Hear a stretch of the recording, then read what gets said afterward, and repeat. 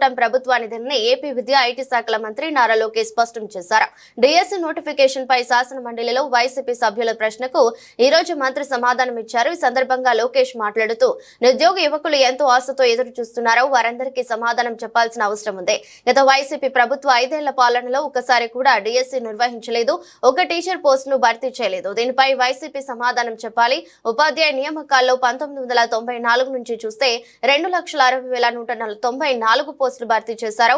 అందులో టీడీపీ ప్రభుత్వం అధికారంలో ఉన్నప్పుడు 1,80,272 పోస్టులు భర్తీ చేయడం జరిగింది. ఒక టీడీపీ హయాంలోనే 70% టీచర్ పోస్టులు భర్తీ చేయడం జరిగింది. నేను మంత్రిగా బాధ్యతలు స్వీకరించినప్పుడు డిఎస్సి ఫైల్ పైన మొదటి సంతకం చేశాను. అందులో భాగంగానే 2/7/2024 తేదీన టెట్ నిర్వహించడం జరిగింది. 4.27 లక్షల మంది దరఖాస్తు చేసుకోగా 3.68 లక్షల మంది పరీక్షకు హాజరయ్యారు. 1.87 లక్షల మంది అర్హత సాధించారు. 3/10/2024